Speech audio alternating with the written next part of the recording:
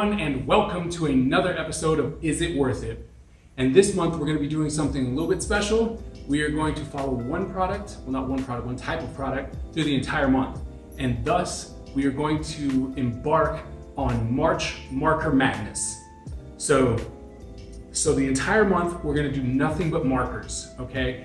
And I really want to try and get a nice gamut of different kind of markers. So this is going to be the first one, and I'm really excited about this one because I found these in Walmart, okay? I bought this 12 pack for $10. I went around and I started looking on Amazon and stuff like that, and they go for like $17. So I must have caught it on sale at Walmart, but I did find these at Walmart, okay? So it's 12 markers for 10 bucks and even $12 for 17 bucks if they're any good. They're gonna be, I guess they're gonna be pretty good for the price, but we're gonna test it out and we are going to see whether or not, if you're in a bind, if you can use these, if they're even worth it, okay? So I hope that you will join us to find out whether or not the Azure markers from Walmart or Amazon are actually worth getting as a hobby artist or a professional. So let's dive on into this sketchbook and let's see how they work. All right, so here we go. So we are getting back into the Crescent Art marker paper sketchbook. We're gonna go ahead and use that for all the markers that we're gonna use, and let's go ahead and crack these open.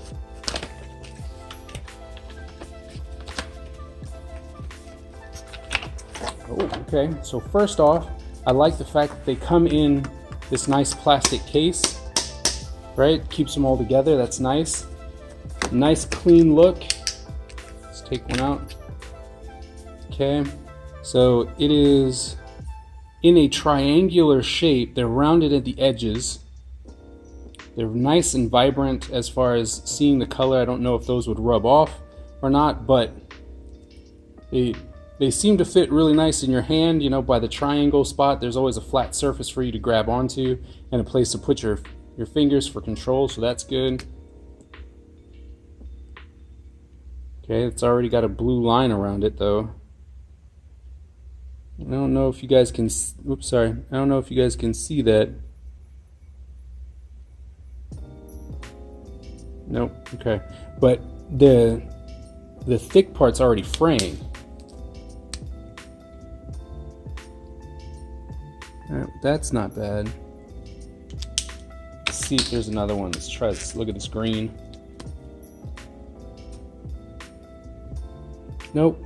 Okay. So maybe it was just the blue one where the marker was a bit beat up, and there's no green on this one. So check out this purple. So from what I'm seeing, these colors are like super vibrant, right? Like this is the primary set, so I did get a primary set, but they seem to be very, very vibrant. The colors might be a bit too strong. I noticed that they do have a couple others. They have skin tones, they have muted colors, so we'll see what happens. And then we also have a blender, just in case you are a blending type person. Okay, love the snap, right? Like you can really hear it snapping, so you know when it's closed. Right, so that's nice. I love that feature. So many times you'll have markers that just, you think they're closed, but they're never really closed. All right. Okay, so we're gonna have these, right?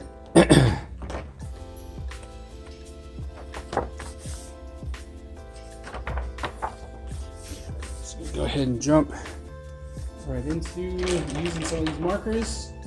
All right, so we're gonna try some of the more saturated colors and see what happens.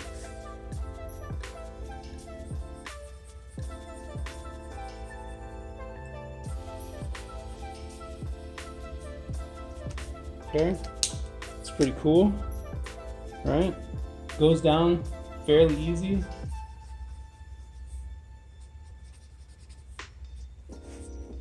Okay, it's nice even tone. Seems to be working pretty nice. Let's try a different red, the darker red that they gave us.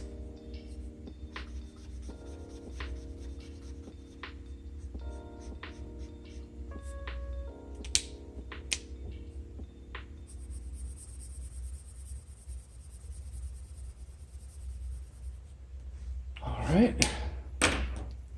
these look good, and they're definitely flowing real nice. So we're just gonna keep, then we're gonna take a closer look at it to see how it's bleeding or whatnot, if it's bleeding. So the actual nibs and stuff are very strong on these. They don't bend, they're not bending and doing weird things when you use them, so that's really nice. They do seem to blend with themselves. Oops. You know, so you don't really have to worry about it being all streaky and stuff. So that's good. And it doesn't take a lot of ink to cover the surface to make sure that it's nice and covered. Let's try this. I want to see this purple. So like I said, the colors are super vibrant, so they go on like you don't need a lot of color to make this happen. So, oops, looks like I've marked on it.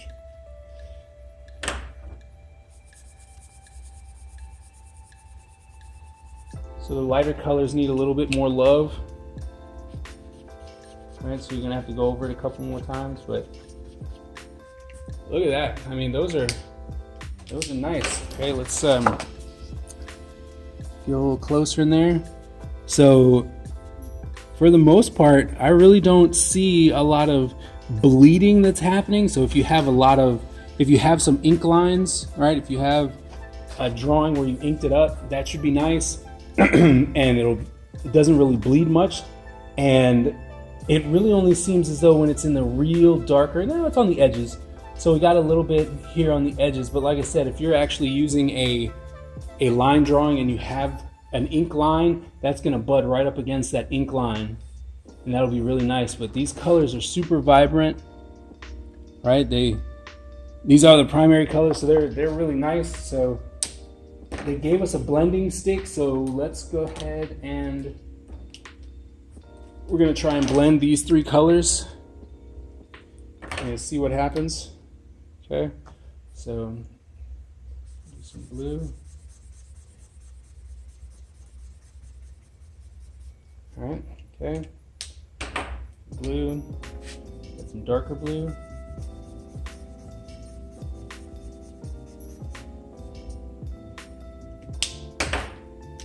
And that's a purple.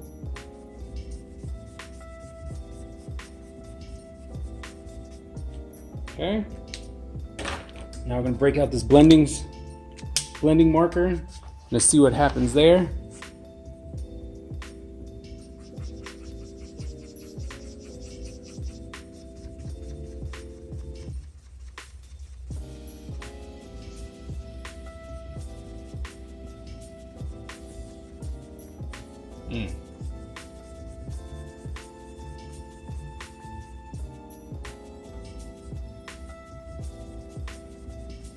It seems to be working between the blue and the purple, but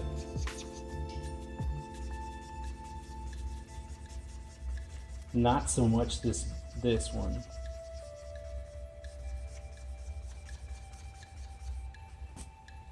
I don't really know if that blending stick is something. Let's try it again. Let's go ahead and clean that off real quick, and let's try and get it while it's wet. Right? So we're gonna do this blue. All right. Go ahead and get that blue in there. We're gonna do this blue while it's hopefully still wet. All right. Take the blending stump.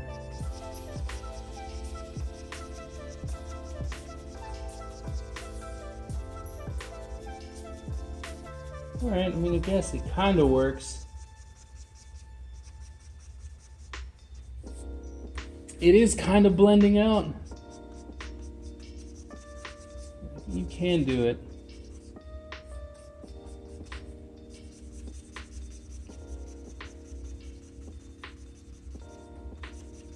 So what I'm seeing, though, is that the actual blending utensil has to pick up a whole bunch of the marker color first before you can actually blend it out, because it's going to pull all that color on there.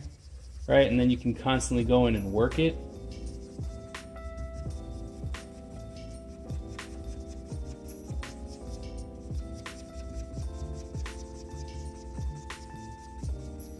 See what I mean? So you can go in and work it to make it blend, but all I did right here, whoops, now it's really wet. But right here, you know, it's got a very strong division between the light and the dark, and it was very fresh, you know, so I don't know why it's doing that, but let's try a different color. Let's get all this blue off of here.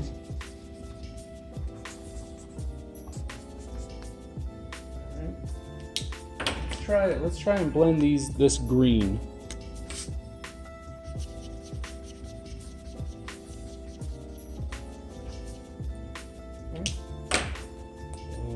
This green, right, here's our little division area.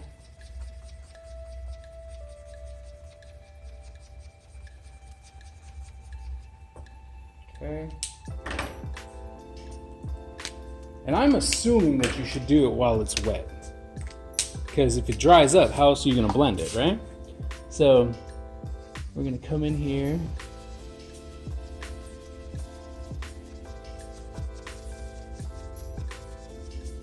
See, the issue that I'm having with this blending tool is the fact that when it takes the color, it doesn't get rid of this, like these lines. So you're always getting this weird division going on, and like completely covers. Yeah, so I don't think the blend, like, it's really cool after the fact, like when you pick up color.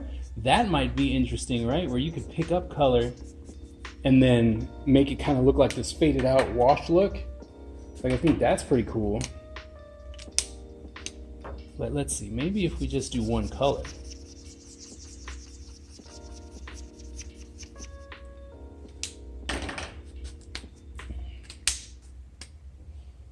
All right, and we just pull.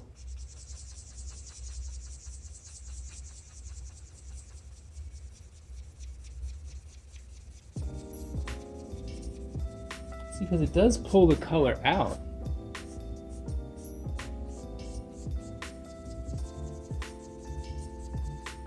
And maybe if we now go over it.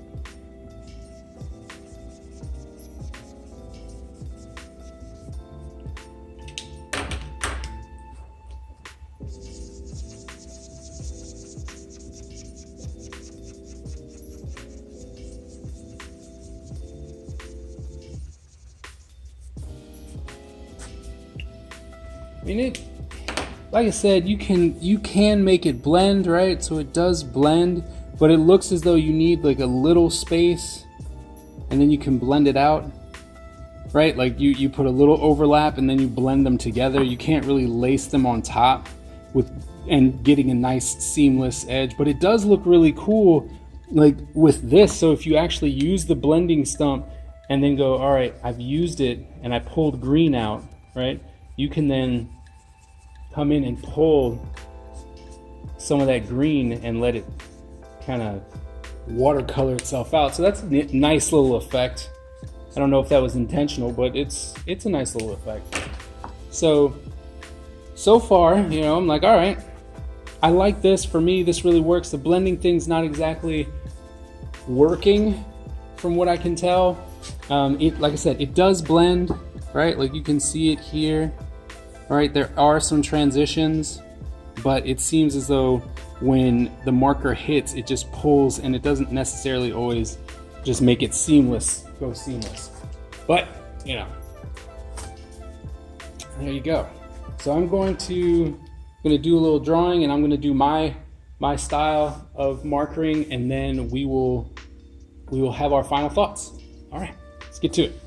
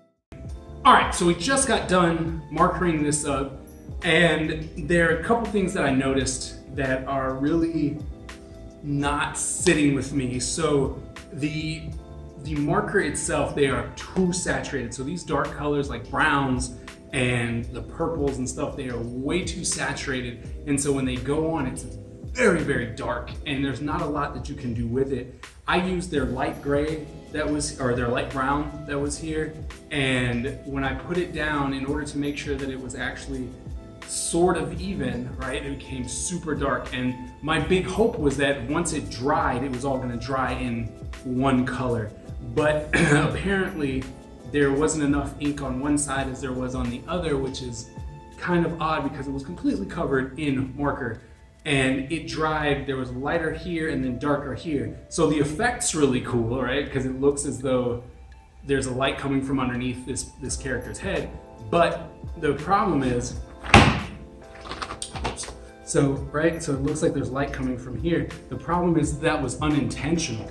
And so with that said, you know, the marker is not necessarily controllable. And I personally, as a person who uses graphic style, like graphic shapes and stuff like that, I don't necessarily like that very much because I don't know if it's gonna dry a certain way.